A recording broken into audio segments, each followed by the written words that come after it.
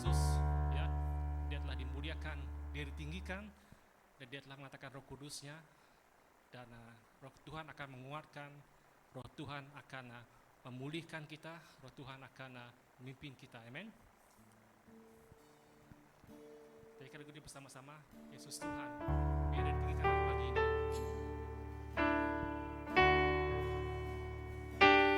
Yesus Tuhan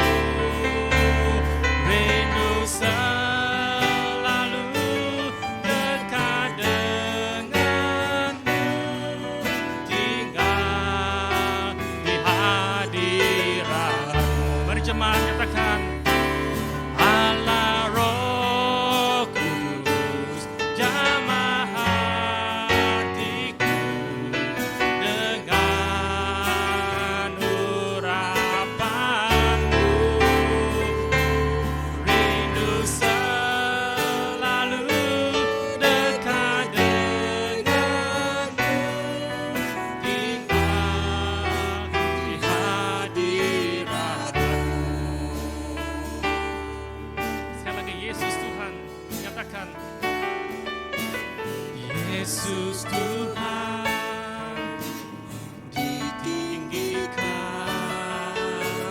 dimuliakan dan naik ke syurga. Dia berikan Roh Kudusnya, menguatkan dan menolong selalu. Sungguh ku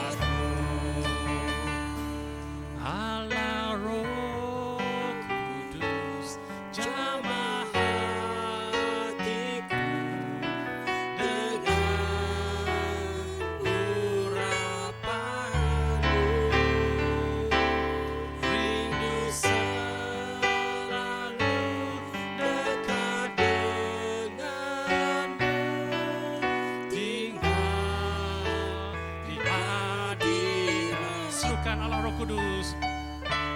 Allah Roh Kudus, jamah hatiku dengan urapanmu.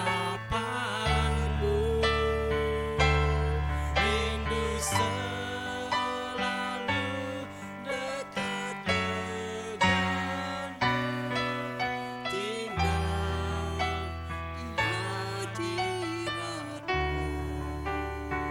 Terima kasih Allah Roh Kudus. Kami di sini Bapak. Kami terima kasih Bapak di surga telah mengangkat Roh Kudus untuk menguatkan kami, meneguhkan kami, untuk memimpin kami. Tuhan terima kasih karena Bapak Engkau telah pernah berdusta Tuhan, Engkau telah pernah berbohong Tuhan. Tuhan Roh Kudus ada di sini pada pagi ini Tuhan. Dan pada pagi ini Tuhan mau meluahkan hati kami, bahwa kami mencintai Yesus pada pagi ini Tuhan. Terima kasih Tuhan.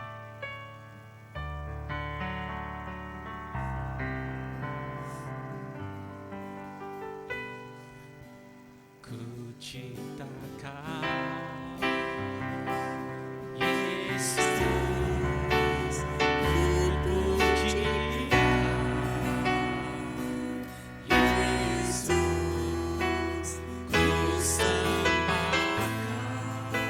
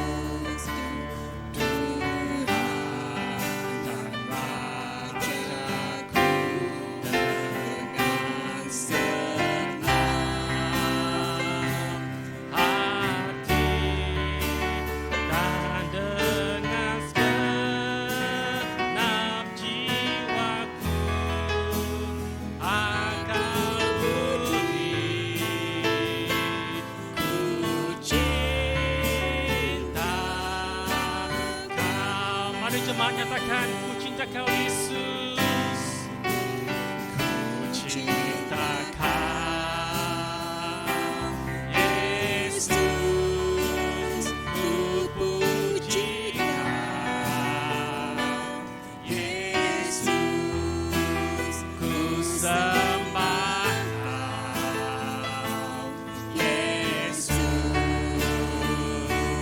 Tuhan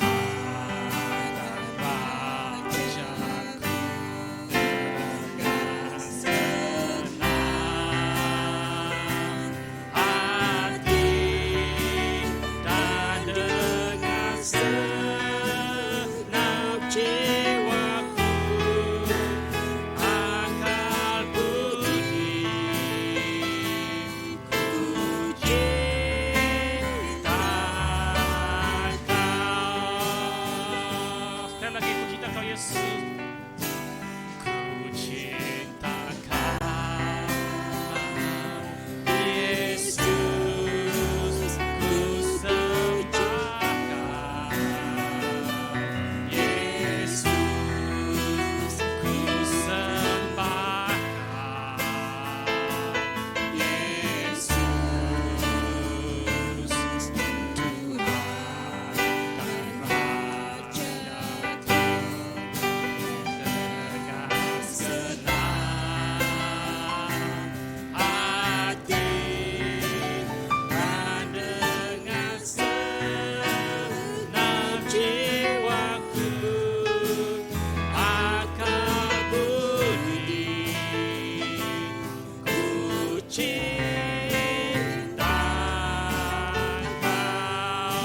segenap hati. Dengan segenap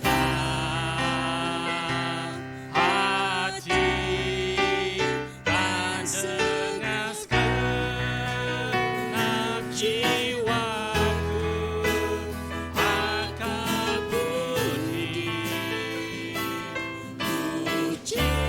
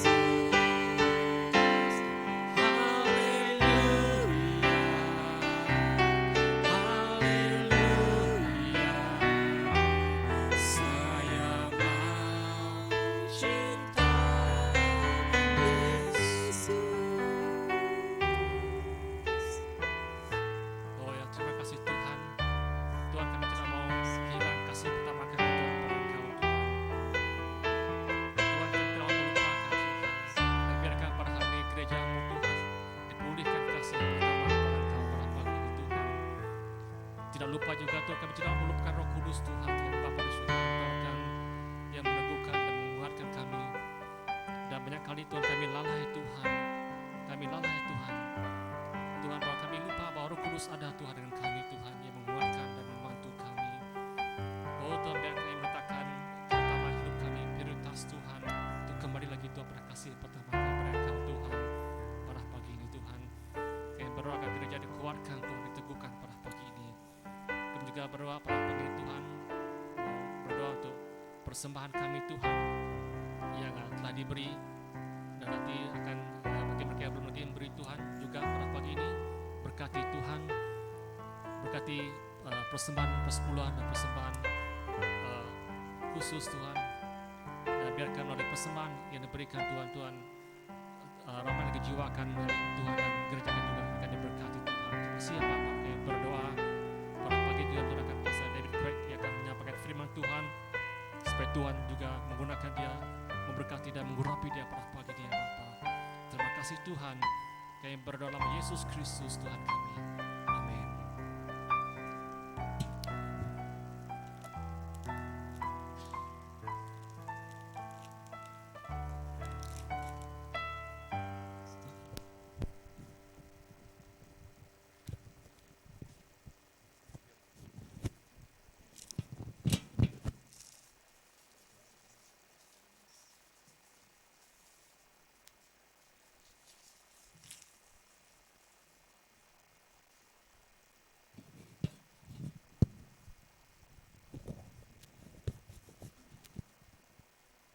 Oke, selamat pagi sekali lagi.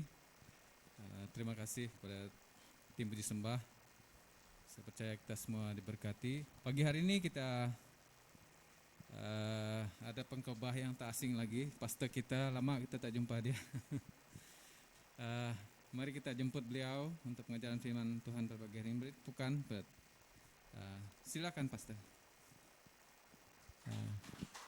Kita juga menjemput saudara Bajau yang akan menterjemah pagi hari ini supaya kita juga paham.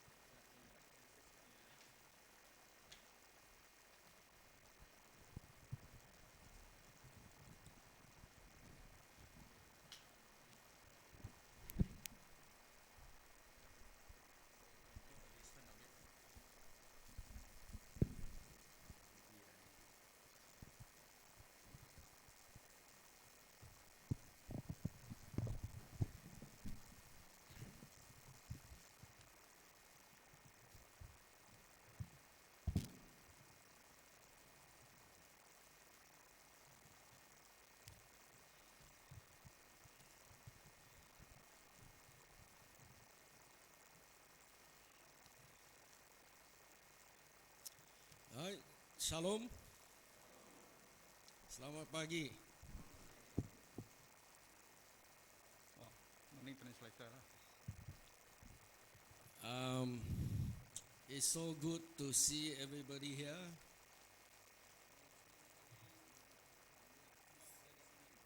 I think this is almost 6, 7, 8 months, huh? 6, 7 months, quite a long time. I haven't been up here. Sudah lebih kurang 7-8 bulan tidak berkunjung ke sini.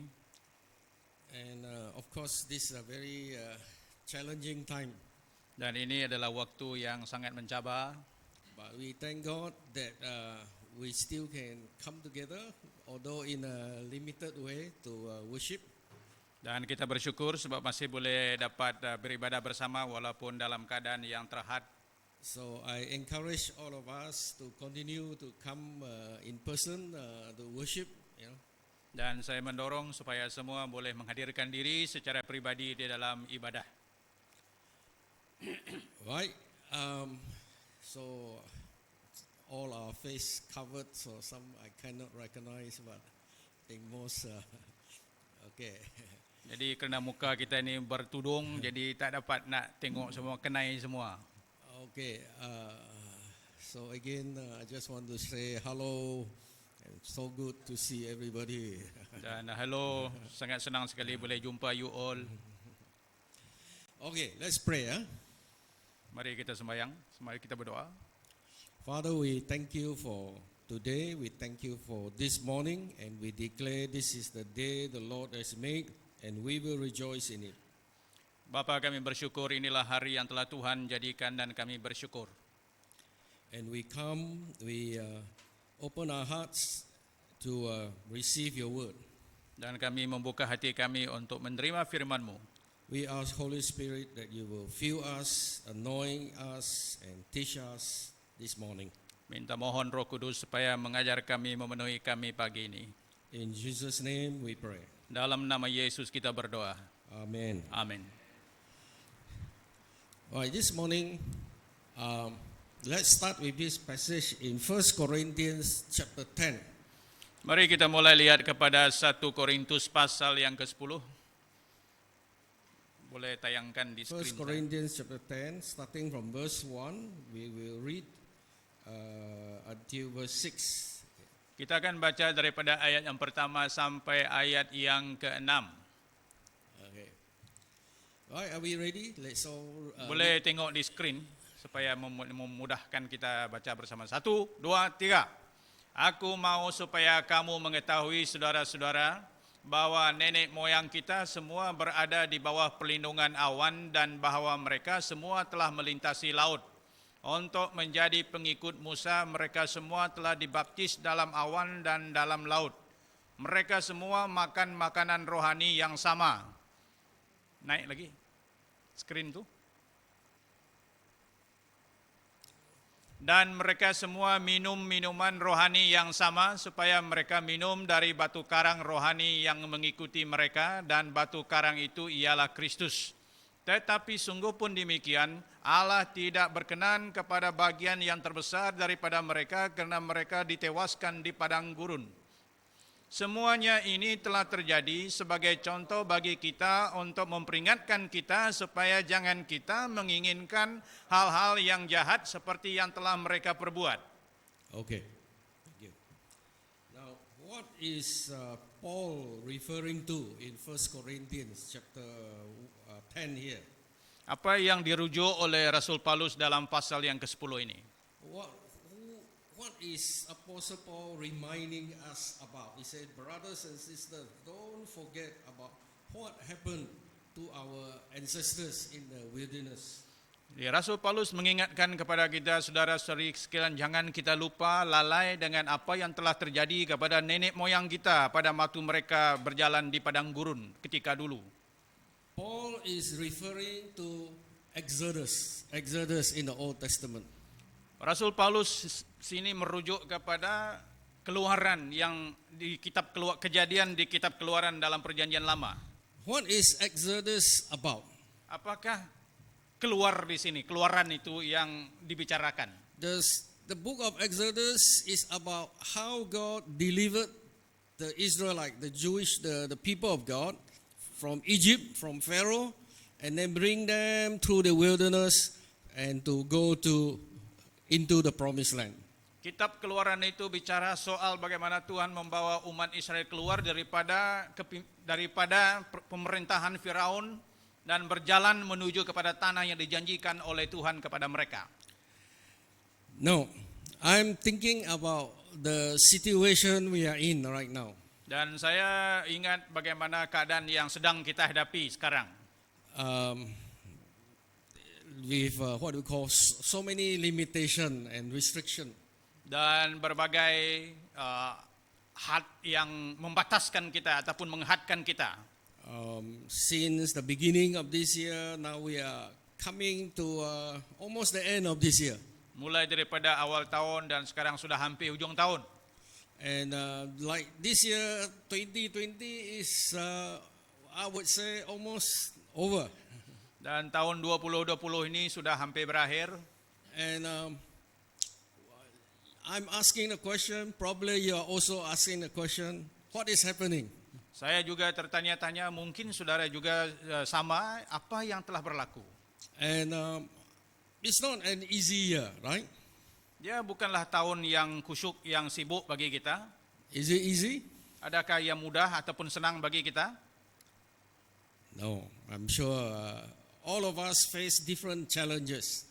Dan tidaklah demikian sebab semua kita menghadapi berbagai cabaran masing-masing. And we as Christians, we are not spared. we also face the same situation. Kita orang Kristen juga tidak terkecuali. So I was thinking about this, so the book of Exodus come to my mind. Dan saya terpikir kitab Keluaran ini datang kepada pikiran saya. Because Exodus is about a journey. Sebab Keluaran itu bicara soal perjalanan hidup. And it's a journey that they have to go through many challenges. Yaitu perjalanan hidup mereka menghadapi berbagai cabaran. And so in other words, we can learn many lessons from Exodus. Dengan kata lain, kita boleh belajar berbagai perkara daripada kitab Keluaran ini. They also journey in a very difficult situation. Mereka juga berjalan menempuh situasi yang sangat sukar. So that's why Paul is telling the Corinthian Christian, is that our Christian life, our life here on earth is also a journey. Dan sebab itu Paulus mengingatkan kepada jemaat di Korintus, hidup kita di sini juga sama seperti sebuah perjalanan. So in 1 Corinthians chapter 10, he says that don't forget what happened in the past. There are many lessons to learn. Dalam pasal 10 ini dia mengingatkan, jangan kita lupa, ada banyak benda yang boleh kita pelajari daripada masa lalu. It says they were guided by the cloud by day and a fire by night. They crossed the sea. Dan bagaimana mereka pada waktu siang mereka mengikuti tiang awan dan juga pada malam hari tiang api, dan bagaimana mereka merentasi lautan. And they said they ate the spiritual food, manna. They drink the water. Mereka makan makanan rohani yaitu mana, dan mereka juga diberikan air minum. And it says the rock was Christ. Dan dikatakan batu karang di situ adalah Kristus. You see, all these are what you call picture of our journey with God. Semua ini adalah gambaran perjalanan hidup kita bersama dengan Tuhan. But then in verse 5 is a warning. The warning is that God is not pleased with most of them. Tetapi dalam ayat yang kelima Tuhan menyatakan bahwa dia tidak puas hati dengan sebagian besar daripada mereka. Many of them died in the desert. Sebab in the itu ramai wilderness. di antara mereka mati di padang gurun. He said, why this happened as a warning to us. In verse 6 he said, so that we would not desire the evil things that they did. Supaya dalam ayat yang ke-6 kita tidak menginginkan apa yang mereka berbuat jahat. Yes, brothers and sisters, we are in a very challenging time. They call it unprecedented time. Dan saudara-saudari, kita dalam keadaan yang tidak menentu, sesuatu yang banyak sekali memberi cabaran kepada kita. But we as the people of God, we have what we call the power of God, the Holy Spirit with us, the Word of God, to help us through this journey. Dan kita ada roh Tuhan dan juga firman Tuhan untuk kita pakai dalam kita melalui perjalanan hidup ini. Now, we don't know how long this, this crisis or this pandemic is going to last. I don't know also. Kita juga tidak tahu, saya juga tidak tahu sejauh manakah akan kepanjangan masalah pandemik ini. Anybody know? I don't think so. Ada yang tahu? Could be 1 year, could be 2 years, or maybe even 3 years, we don't know. Mungkin setahun ini ataupun mungkin 2 tahun, mungkin juga boleh jadi 3 tahun. People say, oh, we got vaccine already. Ada orang sedang berkata kita sudah ada vaksin. Well, we don't know whether even if got vaccine, you think we all can get it so fast? Kalaupun sudah ada vaksin yang tersedia, apakah semua kita dengan mudah untuk mendapatkannya? It will take quite some time. Dan itu akan mengambil masa. So in other words, we have to be what we call mentally, spiritually prepared for this journey. Sebab itu kita harus bersedia di dalam perjalanan hidup ini. So that's why we have this word called the new normal. Sebab itu kita ada satu terma baru, yaitu norma baru. Right? Kebiasaan-kebiasaan baru. I was thinking all these years as a pastor, I've been a Christian more than 40 years. I've been in pastoring 40 years or so. I never encountered a situation like this. Dan sebagai seorang pastor yang penggembala sudah berapa tahun melayani, saya belum pernah lagi menghadapi situasi yang seperti ini. So it's, as I said, I'm sure you also haven't encountered anything like this in your life. Dan saya juga pasti saudara juga belum pernah menghadapi situasi seperti ini dalam hidup Anda. And I'm sure also our government also never encountered anything like this. Malah kerajaan kita juga mungkin mereka tidak pernah juga berdepan dengan masalah sebesar ini. So we are in a journey through this challenging time. Dan kita sekarang ini sedang melalui perjalanan dalam waktu yang mencabar ini. And so it is not only what we call about this virus only. We also face economic challenges. Dan ia bukan saja cabaran dari segi virus penyakit ini, tetapi juga cabaran dalam hal ekonomi juga. Yeah, I mean there are people losing their jobs and or struggling in their business. Dan ada ramai orang yang hilang pekerjaan dan juga meniaga pun banyak yang juga tak jadi. These are all very real. Dan semua ini betul-betul berlaku. So economically, we also facing challenges. Secara ekonomi kita juga menghadapi cabaran yang serius. And also politically in our country, we are also facing challenges. Dan secara politik juga kita sedang berdepan dengan keadaan mencabar juga sekarang. Any answer to the politics? I also don't know how. Sometimes we pray, say, Lord, what is happening? Ada jawapan dengan masalah politik kita yang bercelaru ini. Doa-doa pun masih juga kita tak tahu.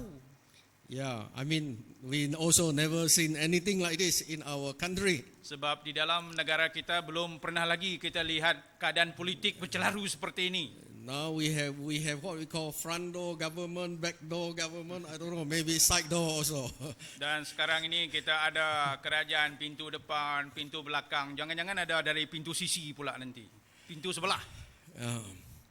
So sometimes very confusing.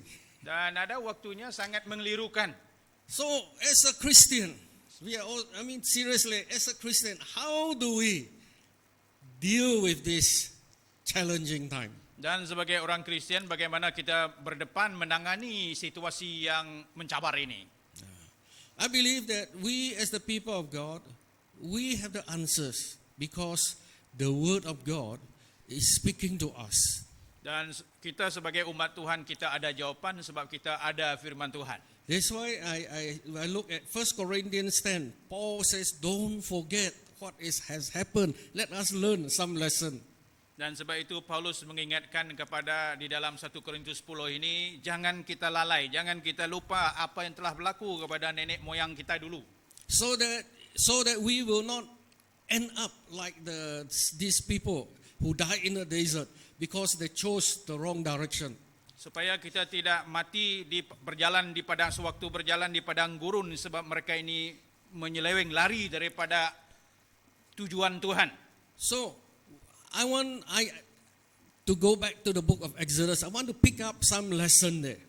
Dan saya akan ambil beberapa perkara daripada kitab Keluaran yang boleh kita pelajari. Now, of course, I cannot finish the whole book of Exodus in one morning. I just want to pick some important lesson for us. Dan tidak mungkin kita boleh belajar semua kitab Keluaran itu, tapi kita akan ambil beberapa perkara yang boleh kita pelajari. So, how many of us have read the book of Exodus? Berapa ramai kita yang pernah baca kitab Keluaran? Okay, if not, you can read. It's a long book, but many important lesson there. Kitab yang panjang isi kandungannya, tetapi banyak pelajaran yang penting untuk kita belajar di sana. Now, let's go to the book of Exodus.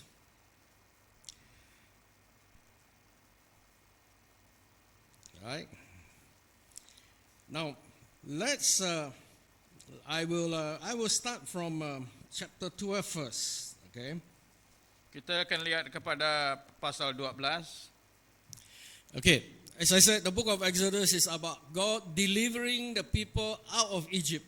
Dan kitab Keluaran ini seperti yang kita nyatakan tadi ialah bagaimana Tuhan melepaskan umatnya daripada Mesir. They were in Egypt for almost 400 years. Dan mereka dalam perhambaan di Mesir lebih 400 tahun. And they became slave there. Dan mereka menjadi budak ataupun menjadi And hamba. life was very hard. Hidup mereka sangat sukar. So they cry out to God. Dan mereka pun berseru, berteriak kepada Tuhan, menangis kepada Tuhan, meratap. And God heard their prayer. dan Tuhan mendengar ratapan mereka. And so in the book of Exodus, we see the birth of Moses. Dan di dalam kitab Keluaran dinyatakan mengenai sejarah kelahiran Musa. Okay, so at first Moses tried to be their what we call their deliverer, but he failed the first time. Dan kali pertama Musa coba untuk menjadi pelepas bagi mereka, pembebas bagi mereka, tetapi tak berhasil, mula dia gagal. Because he was using his own power, his own way. Sebab dia menggunakan cara dia sendiri, kekuatan dia sendiri. And so, he ran into the desert, and then 40 years later, after he saw the burning bush, God called him back. Dan oleh kerana hal gagal itu tadi, dia melarikan diri ke satu lagi tanah gurun, dan di sana dia menjadi penggembala 40 tahun. So this time he went back, he is not in his own power. This time it is with the power of God. Setelah bertemu dengan Tuhan di api belukar di situ, dan kali lagi dia kembali, tapi kali ini dia bukan dengan kekuatan cara dia sendiri. So in the book of Exodus, we read about the 10 miracle, right? The 10 what we call sign that God performed. Dan di dalam kitab Keluaran ini juga kita belajar mengenai 10 tulah ataupun mujizat besar yang dilakukan oleh Tuhan. So in Exodus chapter 12, you talk about the night they left Egypt, they were asked to have this Passover meal, the lamb, the bread, right? Dan pada malam hari, yaitu pada malam Paskah itu, bagaimana mereka menyediakan anak domba dan juga roti tidak beragi. And then the blood was painted over the doorpost of their house. Dan bagaimana darah anak domba itu dipercikkan di pintu, frame pintu mereka itu. Now what is the meaning of that? Apakah maksud semua itu?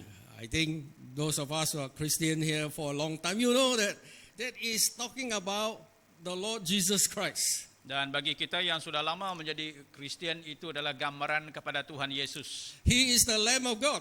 Dia adalah anak domba Allah. His blood was shed for us. Darahnya ditumpahkan bagi kita. And that blood that is painted over, it speak of, the power of Jesus' blood to save us. Dan darah yang dipercikkan itu adalah tanda bagaimana darah Tuhan itu menyelamatkan kita. Save us from the judgment of God. Menyelamatkan kita daripada penghakiman Tuhan. Right? And so they were delivered from Egypt that night. They went out. Dan mereka dibawa keluar daripada tanah Mesir.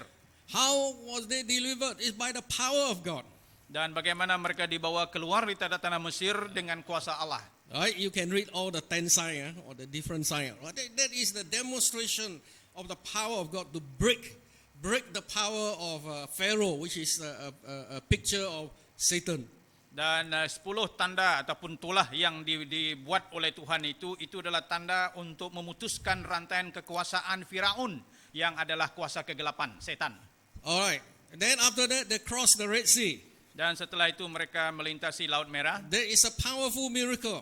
Ada satu mujizat yang sangat luar biasa. And the book of 1 Corinthians said there is a picture of baptism. Dan 1 Korintus tadi menyatakan bahwa itu adalah gambaran baptisan.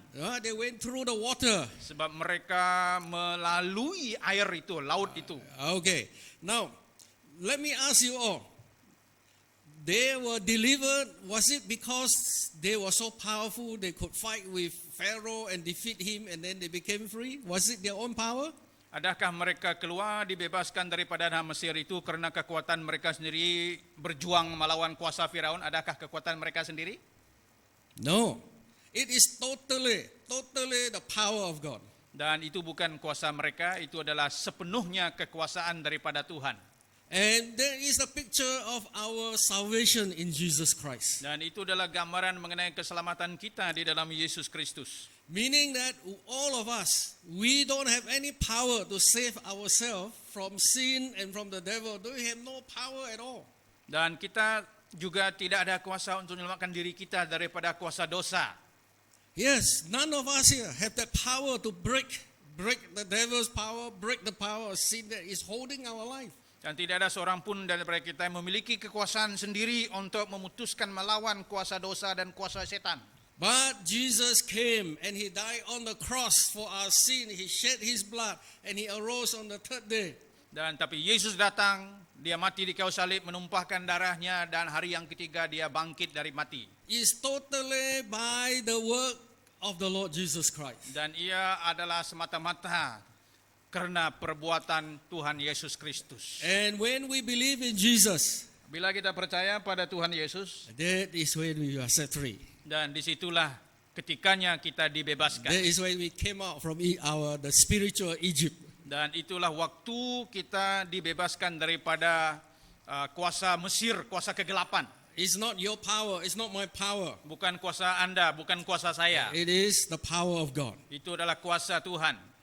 That is in theological term, it's called the finished work of Jesus Christ. Di dalam ilmu teologi, kata teologi itu disebut pekerjaan Tuhan yang sudah selesai, yang sudah siap, habis. It is purely the grace of God.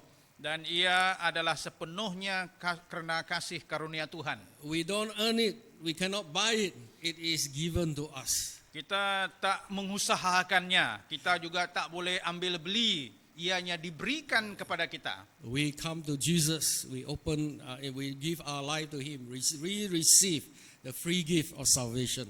Kita datang kepada Tuhan Yesus dan kita menerima karunia keselamatan ini secara percuma, secara free. Alright, hallelujah. Praise God. Puji Tuhan. Alright. So, salvation is not our power, it's the power of God. Keselamatan itu bukan kuasa kita tetapi kuasa Tuhan. Now, yes, we move into the book of Exodus. After they crossed the Red Sea, and then they have to go through the journey, the wilderness. Dan setelah mereka melintasi Laut Merah itu, mereka masih harus melalui kawasan padang gurun, tanah bergurun. It's like the Christian life. It is after we come to know Jesus, we receive the free gift of salvation. That is after the baptism. It's not the end. Sama juga dengan kita orang Kristen setelah kita menerima keselamatan, menerima Tuhan Yesus setelah kita dibaptiskan. Tapi itu bukan pengakhirnya dalam hidup Kristen kita. It's the beginning. Itu adalah permulaan. We have a journey. Kita ada satu perjalanan jauh. And this journey is through the wilderness. Dan perjalanan ini umpama melalui padang gurun. And this wilderness is like the what we call the journey through this challenging time. Dan perjalanan di padang gurun ini umpama sekarang ini kita sedang berjalan hidup menghadapi berbagai cabaran. Now, we look at the book of Exodus. As I said, I want to pick up some lesson for us to learn. Kita lihat kitab Keluaran dan akan ambil beberapa pelajaran daripadanya. So first is the power of God to set us free. Pertama, kuasa Tuhan untuk membebaskan kita. Alright, so that we praise the Lord. Dan itu kita puji Tuhan. But then we have to continue walking. Yang kedua, kita harus meneruskan perjalanan hidup kita. Alright, our spiritual life. Yaitu perjalanan hidup rohani kita. And you notice that one of the first challenges they face in the wilderness is, where is the water? They complain, no water. Exodus chapter 15, they said, they came to a place called Mara. I said, no, the water is bitter. They cannot drink, they complain. Dan masalah pertama mereka hadapi setelah dibebaskan itu ialah masalah air. Tidak ada air minum. Mereka sampai di tempat bernama Mara. Air di sana itu tak boleh diminum, pahit. So in Exodus chapter 15, God showed to Moses, after they cried out to Moses, God showed to Moses, he said, take the wood, throw it into the water, and then it became sweet. Dan setelah mereka berdoa ataupun berseru, maka Tuhan menjawab kepada Musa, lontar kayu itu ke mata air itu supaya air itu manis, tidak pahit lagi.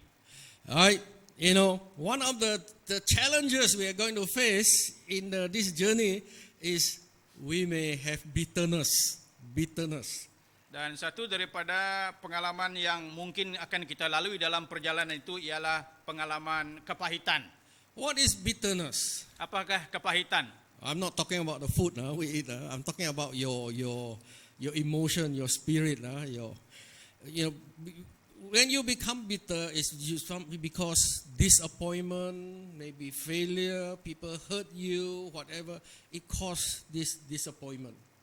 Dan kepahitan di sini bukan rasa pahit makan minum, bukan itu. Tapi kepahitan yang kita alami dalam rohani kita, dalam emosi, dalam hati kita karena dikecewakan dan disalah erti dan sebagainya. Alright, and in this world, in this journey, we're going to face some bitter water. Dalam perjalanan hidup ini ada kalanya kita juga akan menghadapi air yang pahit ini dalam hidup kita. Even right now in this COVID situation, some people become very bitter, very angry.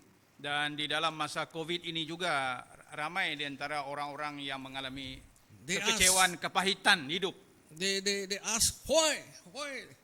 Dan mereka pun bertanya, kenapa? They are angry. Maybe with God, with people, with the situation. Mereka marah keadaan, marah orang, marah Tuhan juga. And some withdraw themselves, Dan ada di antara mereka ini yang mengundur diri, menyendiri, full of fear. sehingga penuh dengan rasa takut. They not even step out of their house. Dan sehingga ramai juga tak berani keluar daripada rumah mereka pun. Maybe you know some people like that. Mungkin pernah kamu lihat manusia yang macam itu. You know, there's struggle inside. Dan banyak pergumulan, banyak hal-hal yang berlaku dalam hidup mereka ini. So you ask me, Pastor, do you have struggle or not? Dan mungkin saudara juga tanya saya, Pastor, kamu ada pergumulan macam itu kah? If I say, oh, no problem, everything okay, I think I'm not telling the truth. Dan kalau saya kata tak ada masalah, semua dia okey-okey saja, saya rasa saya pun tak bercakap benar lah tu. Yes, I also have to fight this battle. Dan saya juga sama, saya juga bergumul perjuangan ini. I think most of us know that EBC, our church, became famous.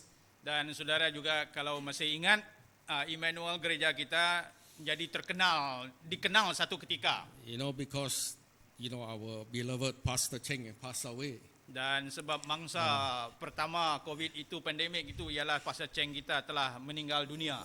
And so that was a big shock. Dan itu satu kejutan besar.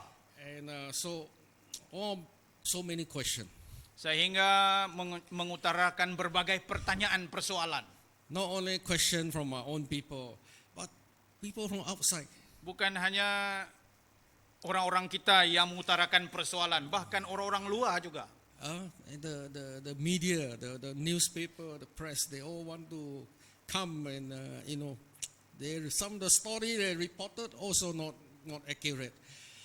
Dan mereka-mereka yang daripada pihak-pihak media, daripada surat khabar, berita-berita, mereka ini juga banyak melaporkan dan ada di antaranya itu kurang tepat sebenarnya. So I have to be very honest, it was very difficult for me. Dan secara pribadi itu satu pengalaman yang sangat sukar bagi saya. It was difficult for our people. Dan itu sangat sukar juga bagi jemaat kita. Especially those in the English service, they will know him. Terutama bagi jemaat kita di dalam sidang bahasa Inggris yang kenal dengan Pastor Cheng dulu. So it's just like we are facing this water that has become bitter. Sama seperti kita sedang berdepan dengan air minum ini yang pahit. What to do? Apa yang harus kita perbuat? Humanly, we don't have answer. Secara manusia tak ada jawapan. I don't have all the answer. Saya juga tak memiliki semua jawapan. But we see in the book of Exodus here, it said this wood that was thrown into the water, it turned the water to become sweet. Dan kita lihat dalam kitab Keluaran ini, kayu yang dilontar ke mata air itu, menjadikan air itu berubah menjadi manis. I believe that this is a picture of the cross. Dan saya percaya itu adalah gambaran kepada salib Jesus, Yesus who died for our sin, yang mati bagi dosa kita, who took out who took sin upon himself. All these things, he took it on himself. yang memikul dosa kita ke atas dirinya sendiri.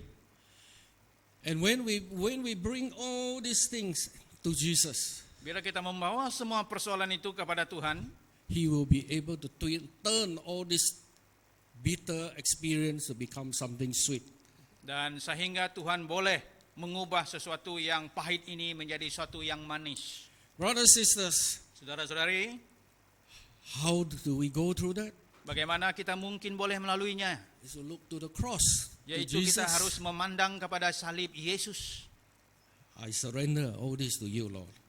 Tuhan, aku menyerahkan semuanya ini kepadamu. I believe that you will be able to turn this into something sweet. Saya percaya Tuhan boleh mengubah yang pahit-pahit ini kepada sesuatu yang manis. Amen? Amin. Amen? Amin. Praise God. You know, this is we see here. that is pointing us to Jesus.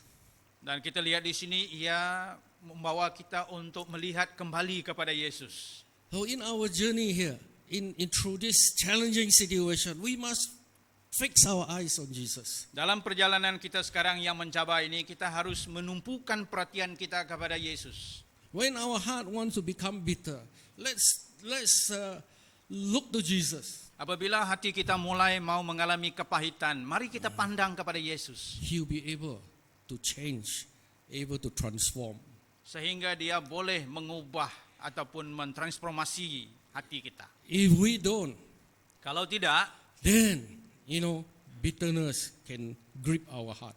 sehingga kalau tidak, kepahitan itu boleh menguasai hati kita. Then we look at the next thing that happened in Exodus chapter 16. Dan kita lihat kejadian berikutnya dalam Keluaran 16. You have water. Now in 16 is about food. They say, how are we going to grow food here in the desert? Dan yang kedua di 16 di sini, yang pasal 16 ini ialah bagaimana sekarang kita tak ada makanan. Said, how we don't have meat, we don't have bread. Dan mereka bersungut, kita tidak ada daging, kita tidak ada roti. Yes, in this situation, this is going to be a challenge, the economic challenge. Dan dalam situasi sekarang yang mencabar ini akan terjadi pergumulan dalam hal ekonomi. Now we see a miracle here in Exodus 16. Di dalam pasal 16 Keluaran, kitab Keluaran itu kita melihat mukjizat berlaku juga. So again, that Moses prayed to the Lord. Sekali lagi Musa dia berseru ataupun berdoa kepada Tuhan. The food they have taken out from Egypt all finished already. Semua makanan yang mereka bawa keluar daripada Mesir dulu semua sudah habis. Now in the desert you cannot grow any crop, right? Dan sekarang ini sedang dalam perjalanan di padang gurun, tak boleh tanam apa-apa. So how are you going to survive? Bagaimana mungkin boleh hidup? So Moses prayed. Musa berseru kepada Tuhan. And this is what we call the miracle of the manna. Manna. Every day they have this food called manna. Dan setelah Musa berdoa kepada Tuhan, maka Tuhan memberikan satu makanan rohani namanya mana. Right? So every morning they will go out and they will collect this food. Dan setiap pagi, awal pagi mereka akan keluar dan mereka akan kumpulkan mana ini, makanan ini. And then they are able to eat. Sehingga mereka boleh makan. Every day. Setiap hari. 6 days a week. 6 hari seminggu. Then on the 7th day, they don't have to collect. Dan pada hari yang ketujuh mereka tidak kumpul. Because the 6th day, God says that they will collect enough to last for the 7th day. Sebab pada hari yang ke-6 itu mereka akan mengumpulkan cukup menampung keperluan pada hari yang ketujuh juga. This is what we call the miracle provision of God. Dan ini kita sebut sebagai satu bekalan ataupun yang diberikan oleh Tuhan. So in the book of Exodus chapter 16 it says that the 40 years they were in the desert, God provided for them every day. Dan 40 tahun mereka berjalan di padang gurun itu, setiap hari Tuhan memberikan mereka makanan ini. Wow. Ya, wow. I mean this is really a miracle. Ini memang betul-betul mujizat ini. Now when we look at this, what is the lesson to us? Bila kita lihat kepada semua ini, apa pelajaran yang boleh kita dapat? I believe that in this challenging situation we are in, Saya percaya dalam waktu yang mencabar ini, I'm sure some people losing their job. dan kita tahu ada setengah orang yang hilang pekerjaan. And our government is trying their best to provide some money, for people so that they can buy things and so on, right? Dan kerajaan kita berusaha sebaik mungkin supaya orang-orang boleh dibantu, supaya boleh beli barang-barang tertentu. I think what do you call that? The BSH is something like that. Okay. Anyway, they are giving you some people they get 500 a month, 300, 500, right? So this government is trying their best to help us, right? Jadi kerajaan pun ada yang bagi bantuan sara hidup dan sebagainya, 500 ke 300 ke sebulan untuk beli barang. And but there are others, they're still struggling. Tapi ada juga kelompok lain yang masih bergumul, masih bermasalah. This is very real. Ini sangat nyata. So if this situation continue for another year, Seandainya permasalahan ini berlanjutan kepada tahun yang akan datang juga, it is going to be a big challenge. dan ia akan menjadi satu cabaran yang sangat-sangat besar. Hello, are you with me? Are you all? Yeah. So we need to learn how to trust God. Sebab itu kita harus boleh belajar bagaimana kita mempercayakan kepada Tuhan. And in this wilderness, it says God provided for them. Dan kita lihat dalam waktu perjalanan mereka di padang gurun ini, Tuhan menyediakan bekalan bagi mereka. Now, it says in Exodus 16, verse 31, the people call this bread manna, right? And he said it was white, like the seed, coriander seed, tasted like wafer with honey. That is how they describe it. Very plain lah, very plain food lah. Baik, Verse, mana itu dalam pasal 31, yang verse ke-16 ayat 10 itu. Technician ada ayat itu kan? Okay. It said, in other words, it said taste. It is white in color. It tasted like coriander seed. Tasted like wafer with mixed with honey. So if you look at this, it is not exciting food. It is plain but good food. Kalau kamu baca di situ, roti itu dia putih saja dan dia tidak ada rasa apa-apa, dia biasa saja roti itu. Now, what is the lesson here? Jadi pelajarannya apa yang boleh kita belajar dari hal itu? Meaning that God will provide our basic need for us. Artinya Tuhan memberi bekalan asas kepada kita, keperluan asas kepada kita. But don't complain to God. Say, Lord, I want why every day like that. I want this special restaurant food. We cannot pray like that already. Kita tidak boleh berdoa, Tuhan kenapa setiap hari makanan biasa macam ini saja? Saya mau makanan macam di restoran itu. I don't know your favorite food, but I have my favorite food. Saya tak tahu apa makanan kesukaan saudara, saya tahu apa yang saya suka. Now, God will provide our basic need in this journey, this challenging journey. Tuhan pasti akan memberikan keperluan ataupun bekalan asas kepada kita dalam perjalanan ini. But there is a danger here that we can complain. Masalah dia ialah, yang bahayanya di sini ialah kita cenderung untuk bersungut-sungut nanti komplain. Right, today, we all now this year, especially, things have changed. We have what we call food delivery now service. Dan semua keadaan sekarang sudah berubah dan sekarang ini sudah ada penghantaran makanan ke rumah-rumah. You have Grab food, right? Kita ada makan Grab, What else? penghantaran daripada Grab melalui Grab. What? Panda. Panda. Makanan dihantar oleh Panda. What else? So many already. Banyak lagi lah tu. So, okay. But you know what is the best delivery food in the Bible? Saudara tahu makanan yang diberikan yang terbaik dalam Alkitab? Mana. Makanan itu ialah mana. Right? This one provided by God. Sebab ini dihantar, dibekal oleh Tuhan. It is delivered from heaven. Dan dia diturunkan ataupun dihantar terus dari surga. Okay, seriously speaking. Secara serius, The lesson here is that we must learn how to trust God. kuncinya ialah kita harus boleh percaya kepada Tuhan. In the days ahead, when we face challenges, Di hari-hari yang akan datang bila kita berdepan dengan cabaran, we must continue to trust God. kita haruslah terus-menerus percaya kepada Tuhan, bergantung harap kepada Tuhan. Yeah, just like what Jesus taught us to pray. Give us this day our daily bread. Sama seperti yang Tuhan Yesus ajarkan bagaimana kita berdoa, berikan kami pada hari ini makanan kami yang secukupnya. All right? You know the Lord's Prayer? Saudara tahu Our doa Father- yang Tuhan ajarkan itu? Right, and the part of that prayer is Lord, give us this day our daily bread. Dan dikatakan di situ bagian daripada doa itu satu daripadanya ialah berikan kami pada hari ini makanan kami yang secukupnya. Jesus did not teach us to pray, give us our monthly bread or yearly bread. No. Yesus tidak mengajarkan kita berikan kami makanan bulanan ataupun makanan tahunan, tidak ada. Daily bread, Makanan setiap hari. meaning every day. Artinya setiap hari lah. When we wake up, Bila kita bangun, we are still alive, kita masih hidup, we thank the Lord. kita terima kasih kepada Tuhan. Amen? Amin.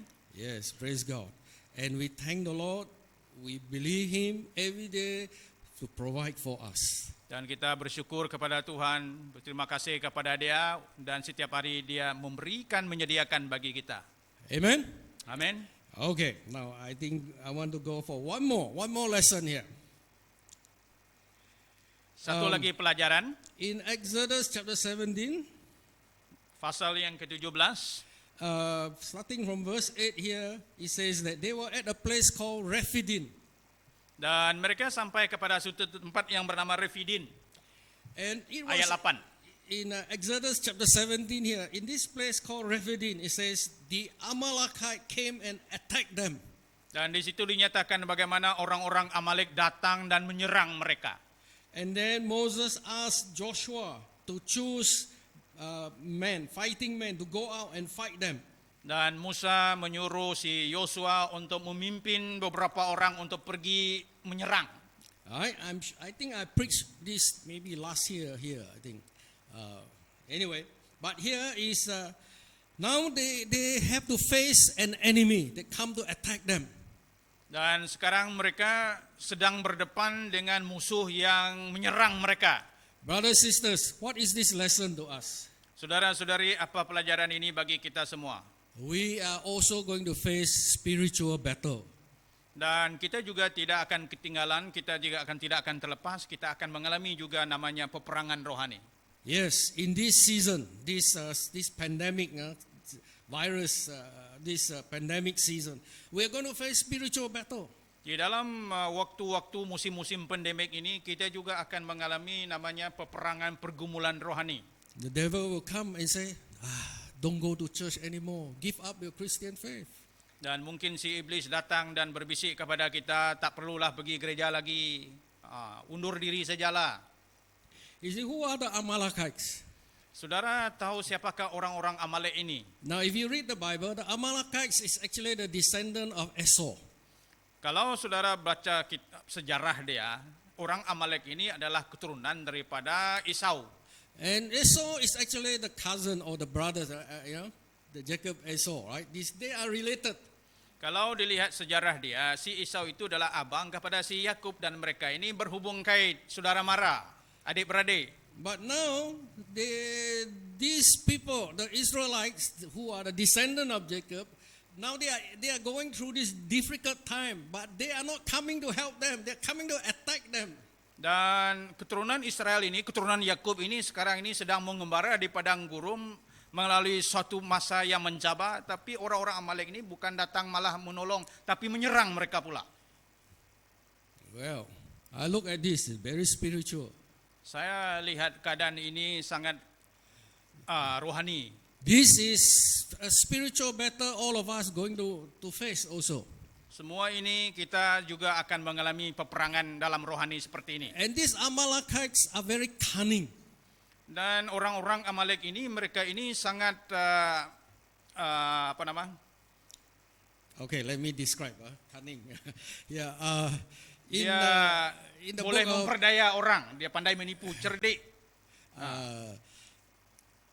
in the book of Deuteronomy, they said that they will come from behind. Di dalam kitab Ulangan, mereka ini datang dari belakang. They wait for those who are weak, Dan mereka akan tunggu kelompok-kelompok yang lemah. those who lag behind. Dan orang yang berada di belakang. Alright. You know, in a big group, remember the Israelite, it's a big group of them, they are traveling, right? Dan kita harus ingat orang Israel ini adalah gerombolan yang ramai, banyak. And then there will be some of them slowly, they cannot follow the main group, they get left behind. Dan ada kelompok yang agak lemah, tidak boleh jalan dengan cepat, dan mereka ini ikut pelan-pelan dari belakang. They are left behind because maybe they get distracted. Dan ada di antara mereka ini tertinggal di belakang mungkin karena ada di antara mereka yang terganggu. Or they are weak, maybe they are a bit sick, Mungkin ada yang agak lemah karena sakit barangkali. maybe they are a bit older, Ataupun mungkin karena sudah agak tua. and so slowly they get left behind. Dan secara pelan-pelan mereka ni perlahan-lahan mereka ni ketinggalan di belakang. And here in Bible says that the Amalekite will wait for those who lag behind, and then they will come and attack them. Dan cerdiknya ataupun bagaimana orang Amalek ini memperdaya, mereka akan tunggu kelompok yang lemah ini sampai maju, baru mereka akan serang. In other words, this spiritual battle, they will not come against us face to face. Dengan kata lain, musuh ini dia tidak akan menyerang kita langsung dari depan secara bersemuka. They wait to look for your weak point. Dan kata lain, mereka ataupun musuh ini akan tunggu di mana titik-titik kelemahan kita. When you are tired, Bila kita menjadi lemah, lesu, or when you are too comfortable. ataupun pada waktu kita sangat selesa, sangat mewah selesa. You know, this is very true. You know, we have not, I think since the MCO in March, right, until now, you know, for many months, we cannot come to meet together, right? Dan sejak PKP ini, kita tidak boleh berkumpul, bertemu, beribadah beberapa bulan. 6 months, 7 months, quite a long time, huh? We only started in September, right? So, yeah. And you know what happened? Dan kita sudah lebih setengah tahun kita tak berjumpa, kita mulai bulan September. Saudara sedar apa yang berlaku? Wow, 6 months no need to go to church. 6 bulan tak perlu hadir di gereja. I mean, for me, all my life, I mean, since I became a Christian, I never miss Sunday except when I was sick or when I had to be traveling or somewhere. But every Sunday I'll be, or either Sunday or Sunday, I'll be in church. Sejak menjadi orang Kristen dalam sejarah hidup saya, tidak pernah saya tidak hadir di gereja kecuali kalau traveling ataupun sakit lah. Have you ever been away from not attending church for 6 months? Pernahkah kamu dalam sejarahnya tidak hadir gereja selama 6 bulan berturut-turut? Hello? Ada yang tidak pernah? Cuti 6 bulan tak hadir gereja, tak sembahyang?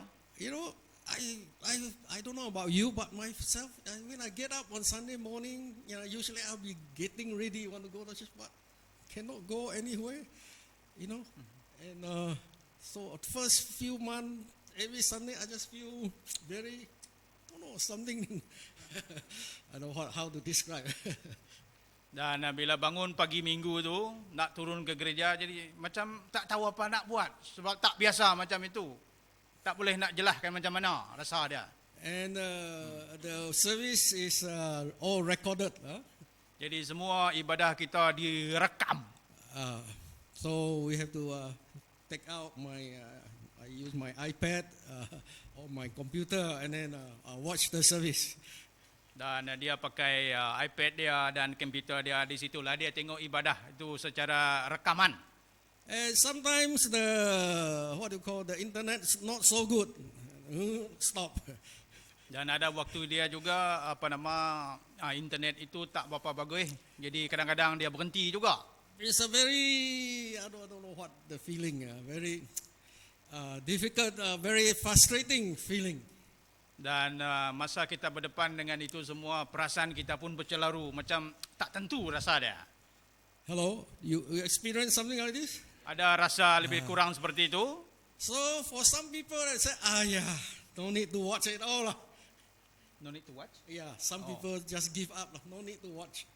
Dan ada setengah orang nak tengok ibadah yang secara rekaman online itu pun tidak perlu, kata dia. So Sunday they sleep late. Sehingga pagi minggu itu tidur lambat, bangun lambat. and week by week, minggu demi minggu berikutnya, and after a while, dan selang beberapa waktu, you know, what we call the spirit, I call it the spirit of slumber begin to come on you. roh malas itu mulai. Selamba itu malas lah, itu malas. Mulai And then, menyerap. so now when the church reopen, Jadi bila gereja kita buka, no desire to come already. sehingga mereka ini sudah tidak ada kerinduan lagi untuk hadir di ibadah gereja. Better sleep. Sebab apa? Mereka rasa lebih suka lagi tidur. Hello? Is it real temptation there? Ada cobaan besar di sana. And so this is like the people that slowly you get slack behind. Dan sama dengan kelompok orang-orang tadi itu yang pelan-pelan, slow-slow tinggal di belakang. This is when the Amalekite will come and Di sinilah tadi orang-orang Amalek ini, musuh-musuh ini mulai cari mangsa dia, cerang. yeah, that's what they call the spiritual Amalekites. The devil will say to you, no need to go anymore, just give up. So, itulah musuh rohani. Iblis akan berkata, tak perlulah nak hadir, tak perlu nak pergi datanglah, tak perlu. Hello? Are you awake? Masih sedar kah? Yeah. Maybe some of our brothers sisters already fallen asleep. We need to wake them up. Mungkin ada setengah saudara-saudari kita sudah masih lagi tidur, perlu bangunkan mereka. Right? Maybe some of them already slack far behind. Mungkin ada yang sudah agak mundur jauh ke belakang. Come on, we need to encourage them. Kita perlu pergi dan dorong mereka. Amen? Yes. This is a time we need to encourage one another. Inilah waktu kita harus mendorong, memberi semangat satu sama lain. This is a time we need to warn one another. Satu waktu masa kita harus ingatkan peringatan kepada sesama. And here we see Moses, right? He says that he went up to the hill to pray. Dan di sini kita lihat bagaimana Musa dia naik ke bukit He dan dia hold- berdoa. He was holding up the staff, right? Dan dia berdoa, dia pegang tongkat. And they were winning the battle. Dan bila dia angkat tongkat itu, pegang itu, mereka Yosua dan kumpulan dia menang berperang. But his hand became tired. Tetapi tangannya yang angkat itu mulai menjadi lemah, letih. And so, you know, in the Exodus here it says, then the enemy was winning. Bila tangan dia angkat sudah lemah, turun, malah musuh pula yang menang berperang di bawah sana. So Aaron and Hur came and helped him to put up his hand. Hur dan Harun mereka datang dan menolong untuk membantu Harun mengangkat tangannya. Moses is a picture of the spiritual pastor, leaders, elders in the church. Musa itu umpama gambaran kepada figur-figur orang-orang yang memimpin seperti gembala, penatua, pemimpin pelayan di gereja. Well, you ask me, do I get tired? Apabila saudara tanya saya, adakah saya boleh menjadi letih? I have to be honest with you. Saya jujur saja dengan kamu. Because this 2020 is a very strange, very challenging year. Very don't know how to. You really need the wisdom of God to lead. Tahun 2020 ini bukan hanya mencabar, tetapi sangat lain sekali, ganjil sekali rasa dia. So sometimes you get tired. Dan ada waktunya kita merasa sangat lesu. So you need people to come, hold up your hand. Jadi sebab itu kita perlukan jemaat untuk datang supaya boleh angkat tangan kita, beri kekuatan kita semula. So brothers, sisters, Saudara-saudari, your pastor, your elders, they all need your prayer. saudara-saudara, gembala kita, penatua-penatua, pemimpin kita juga perlukan doa Anda. So as they pray for you, you pray for them. Sebagaimana mereka mendoakan kamu, kamu juga harus berdoa bagi mereka. Then together we can overcome. Dan bersama-sama kita boleh mengalahkan. Amen? Amin. Yeah. Okay, so the book of Exodus, as you go on, there are many lessons help us go through this difficult time. Dan kitab Keluaran ini banyak lagi perkara-perkara yang boleh kita ambil sebagai pelajaran untuk membantu kita dalam perjalanan ini. Okay, the next time I come, I will continue. Right? Dan nanti dia datang, dia akan sambung balik. But this morning, I just want to point us to this book of Exodus where we can learn some important lesson to help us to journey through this time. Dan dalam pagi ini kita lihat beberapa perkara yang boleh kita pelajari daripada kitab Keluaran untuk membolehkan kita dalam kelangsungan perjalanan kita ini. All right, let's all stand. Let's pray. Mari kita berdiri dan kita berdoa bersama. Hallelujah. Are you all learning something this morning? Anda belajar sesuatu pagi ini? All right, let's bow our head. Mari kita tundukkan kepala kita. Let's put our hand on our heart again. Mari letak tangan di hati kita, di dada kita. Hallelujah. Let's come before the Lord. Mari kita datang ke depan Tuhan, hadirat Tuhan. Consciously turn our eyes to Jesus. Dengan sadar, dengan langsung kita berikan tumpuan pada Yesus. Don't let bitterness, anger, and complaining come into your life. Jangan biarkan kepahitan, sungut-sungutan, kemarahan itu yang menguasai hidup kita. Oh Lord, ask the Lord to give you a heart of faith and thanksgiving. Minta kepada Tuhan memberikan kita iman, kepercayaan, dan kesyukuran, The spirit of hope. yaitu roh pengharapan. Oh, hallelujah. Haleluya. Hallelujah. Father, we commit ourselves afresh to you this morning. Bapa, kami menyerahkan diri kami segar kepadamu pagi ini. Forgive us for any kind of wrong attitude in our hearts, Lord. Maafkan, ampuni kami Tuhan daripada sifat dan perilaku yang salah dalam hidup kami Tuhan. We ask, Lord, you fill us with your spirit. Kami minta mohon Tuhan untuk memenuhi kami dengan roh-Mu. Strengthen us, Lord. Untuk meneguhkan, memperkuatkan kami. We may have the spirit of faith and hope. Supaya kami memiliki roh iman dan pengharapan. That we will be able to walk through this difficult journey.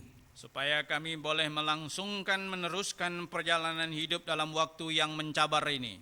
Protect all of us, Lord, Lindungi kami semua Tuhan from the attack of the enemy. daripada serangan musuh. Help us to encourage one another. Tolong kami untuk saling memberi semangat kepada satu To sama lain.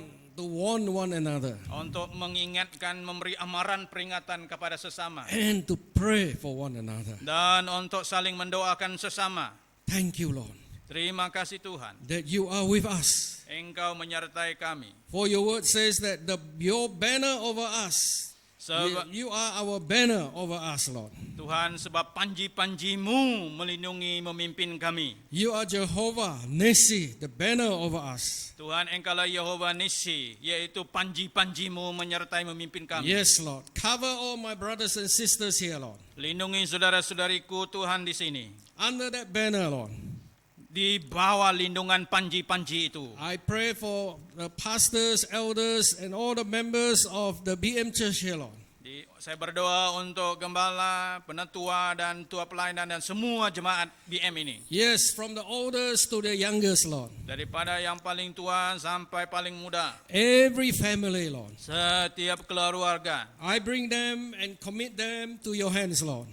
Bawa mereka dan diserahkan ke dalam tangan-Mu Tuhan. You will protect them, you will provide for them, you will guide them, Lord. Engkau akan memimpin mereka, melindungi mereka, dan menyediakan bekalan bagi mereka. And you will bless them, Lord. Dan Kau akan memberkati mereka. And I pray also in this time that they will continue to reach out to others who do not know you. Dan saya juga berdoa supaya pada waktu mencabar ini mereka juga akan pergi mendapatkan, menjangkau orang lain yang perlukan Engkau. And this will also be a blessed and fruitful time also. Dan ini akan menjadi waktu di mana mereka juga saling diberkati.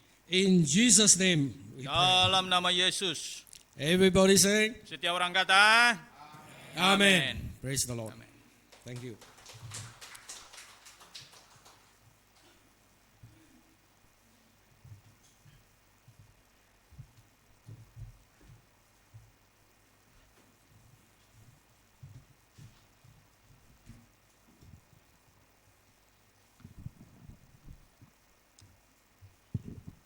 Oke, terima kasih kepada Pastor. Sekali lagi mengingatkan kita pagi hari ini, juga saudara Jawa yang berterjemah. Saya percaya kita semua diberkati dan disegarkan, diingatkan kembali akan cabaran, akan hubungan pribadi kita sama Tuhan Yesus. Saya simpulkan beginilah, kalau hubungan kita dengan Tuhan Yesus erat, kita pasti dapat melewati keadaan sekarang dengan sukacita, apapun keadaan kita. Itu secara pribadi saya lah. Oke, terima kasih sekali lagi, Tuhan berkati. Jadi untuk pengumuman saya ingatkan untuk kebaktian doa. Last week kita sudah start dan minggu yang akan datang ini, hari Rabu 21 hari bulan Oktober, saudara Tom yang akan pimpin dengan istri dia. Kita seperti biasa, kita akan mulakan, kita menjemput semua yang dapat hadir, sila hadirlah untuk kebaktian ibadah doa kita ini. Oke, saya ingat itu saja. Untuk activity cell, kita berhubunglah dengan ketua sel masing-masing untuk activity cell. Oke, saya ingat itu saja. Sebelum kita bersurai, kita berdoa dulu. Dan kita bersurai nanti, kita ingat SOP kita lah. Tisu ada yang akan diberikan nanti. Oke, untuk keluar nanti yang di tengah dulu, barisan tengah, kemudian yang ke belakang, kemudian bawa bagian ke depan yang keluar. Oke, mari kita berdoa. Kita serahkan ibadah ini sekali untuk menupuan. Tuhan, sekali lagi kami mengucapkan syukur untuk ibadah kami pagi hari ini. Tuhan, saya percaya Engkau ada di sini. Engkau telah mengingatkan kami, Tuhan, bahwa Engkaulah segala-galanya, Yesus. Engkau pelepas kami, Engkau penuntun kami, Engkau menolong kami dalam setiap keadaan. Terima kasih sekali lagi, Tuhan. Bantu kami, Tuhan, apapun keadaan kami, agar kami akan terus membangun hubungan yang erat, yang intim dengan Engkau. Karena Engkaulah segalanya bagi kami, Tuhan. Kalau Engkau berserta kami, apapun keadaan, Tuhan, kami tidak payah takut. Karena Engkau, Tuhan, semesta alam yang berkuasa dalam segala sesuatu. Tuhan, bantu kami menjadi anak-anak-Mu, menjadi umat-Mu yang akan menjadi saksi, menjadi berkat dimanapun kami berada. Agar kehidupan kami, Tuhan, memberkati orang lain dan membawa ramai lagi jiwa untuk mengenal Engkau dan diselamatkan. Terima kasih, Yesus, kami berdoa untuk penyertaan-Mu dalam setiap keadaan kehidupan kami. Terima kasih Bapak, kami berdoa, kami ucapkan syukur untuk semuanya ini. Dalam nama Tuhan Yesus kami sudah berdoa. Amin. Oke, kebaktian kita selesai di sini. Kita bertemu lagi pada minggu depan. Oke, dah bagi tisu, kita boleh, dah lap nanti, kita boleh mepok lah, beranjak dari tengah itu. Oke, shalom dan sekali lagi, selamat bertemu kembali minggu depan.